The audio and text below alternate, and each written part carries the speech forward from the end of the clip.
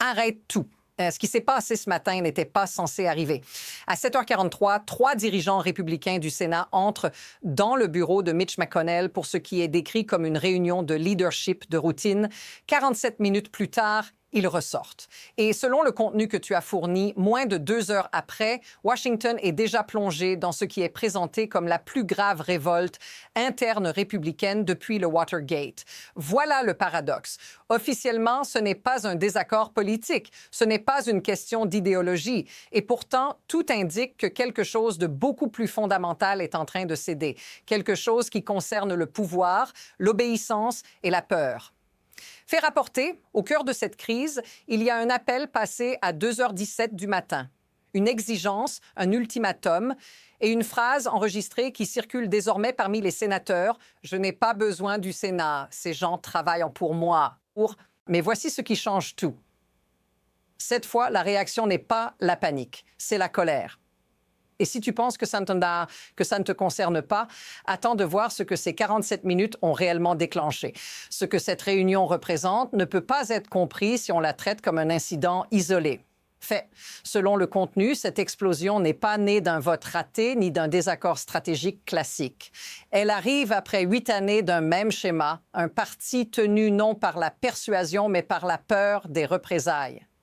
Pour ces sénateurs, la question n'est plus « êtes-vous d'accord avec Trump ?», mais combien coûte encore le fait de lui obéir?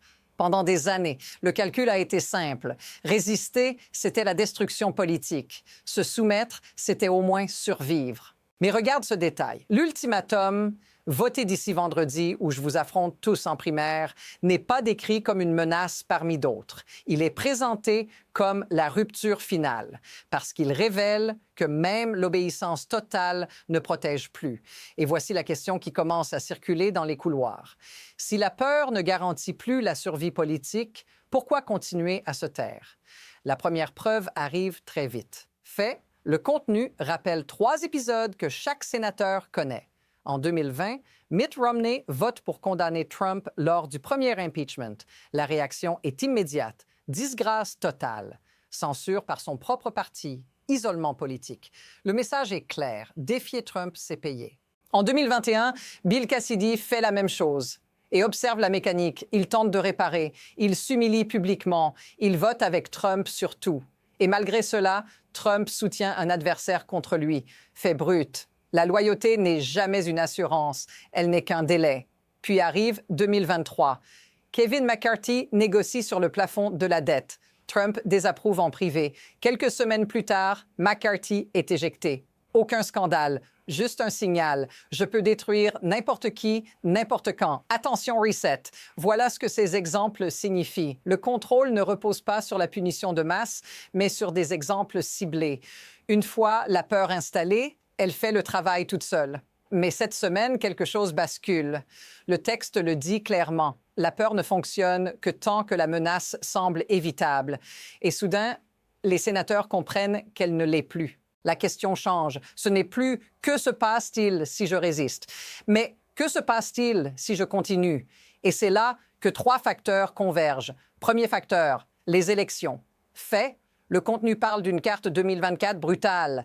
23 sièges républicains en jeu, 11 démocrates et surtout des chiffres précis. Montana, Ohio, Pennsylvanie, -6 à -8 points quand le candidat est directement associé à Trump. Un sénateur est cité disant « Je peux défendre le conservatisme, je ne peux pas défendre le chaos ». Attention, reset. Pendant des années, le chaos faisait gagner. Là, il fait perdre. Et quand la loyauté devient un risque électoral mesurable, elle cesse d'être une vertu. Deuxième facteur, le Groenland. Fait rapporter, ce n'est pas décrit comme une simple gaffe, mais comme un danger. Allié de l'OTAN alarmé. État-major en révolte. Un ancien amiral 4 étoiles cité, ce n'est pas une stratégie, c'est de l'instabilité. Les membres de la Commission des Forces armées comprennent ce que peu de gens voient. Menacer un territoire allié, ce n'est pas négocier, c'est déclencher une réaction en chaîne.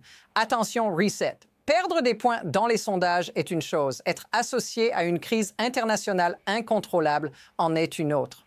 Troisième facteur, les tribunaux. Fait, les affaires pénales s'accélèrent. Les sursis sont refusés. Les dates se figent. Un avocat républicain senior dit « Nous pourrions nommer quelqu'un qui serait en détention fédérale d'ici novembre ». À cet instant, selon deux sources, la réunion de 7h43 change de nature. Dans la pièce, McConnell, Thune, Barrasso, Cornyn, 4 profils. McConnell lance l'audio. 3 minutes. Je n'ai pas besoin du Sénat. Il le passe 2 fois. Silence total. Étouffant. Thune parle. Nous ne pouvons pas défendre ça. Barrasso hésite. S'opposer publiquement, c'est se faire détruire. Et McConnell tranche. Il va nous détruire de toute façon. La question est de savoir si nous tombons en le défendant ou en défendant l'institution. Ce qui est proposé ensuite n'est pas symbolique, c'est structurel, une lettre commune, refus clair de voter l'extension des pouvoirs d'urgence et surtout une promesse. Si Trump lance des primaires, la direction protégera les sortants avec toute la caisse de guerre. McConnell demande « Êtes-vous avec moi? » Oui, oui, silence. Puis oui. À 9h15, il appelle 15 sénateurs. 3 acceptent immédiatement. Puis 2 noms changent tout. Lindsey Graham, Marco Rubio. Attention, reset. Graham, le défenseur le plus fidèle. Selon une source, j'ai tout défendu, mais je ne défendrai pas une menace contre un allié. À 10h47, la lettre est prête, 5 pages. Une phrase clé, nous ne pouvons plus, en bonne conscience, permettre des conduites qui menacent l'ordre constitutionnel. 12 signatures avant midi. À 11h30, Trump est informé. Sa réponse, traître. Les appels s'enchaînent. Graham, tu es mort pour moi. Réponse, alors, je suis mort. Rubio, je t'ai créé. Réponse, tu te détruis toi-même.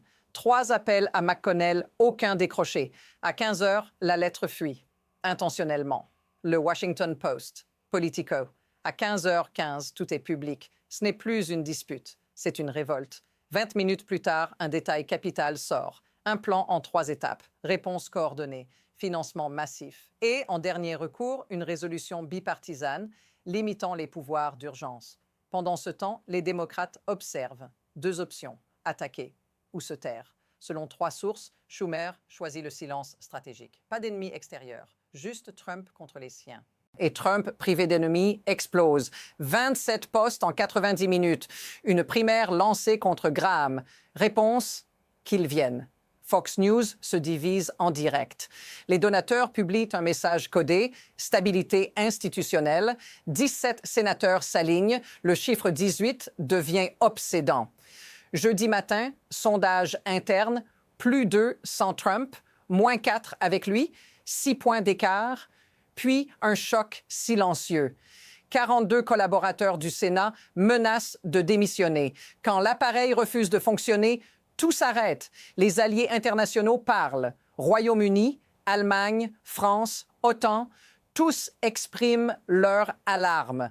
Trump est encerclé. Sénateurs, staff, donateurs, médias, alliés. Et quand quelqu'un est encerclé, il recule ou il escalade.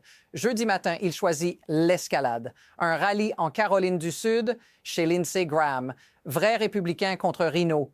Mais pendant qu'il crie, McConnell agit. Il contacte discrètement 5 démocrates modérés. Si nous avançons, nous soutiendrez-vous? Tous disent oui. 17 républicains, 5 démocrates, 22 voix. 18 suffisent. Trump a perdu. Il ne le sait pas encore. Ce qui s'est passé ces 48 dernières heures n'est pas une crise de plus. C'est un mécanisme de contrôle autoritaire qui se brise en direct. La peur ne fonctionne plus. L'action collective a inversé le rapport de force. L'institution a décidé de se défendre. Ce qui vient maintenant est incertain. Recul, statu quo. Rupture totale. Mais une chose est claire, ce nom du Sénat a changé les règles. Et la vraie question n'est plus de savoir si Trump contrôle encore le parti, mais combien de temps le parti peut survivre à cette guerre interne. Reste ici.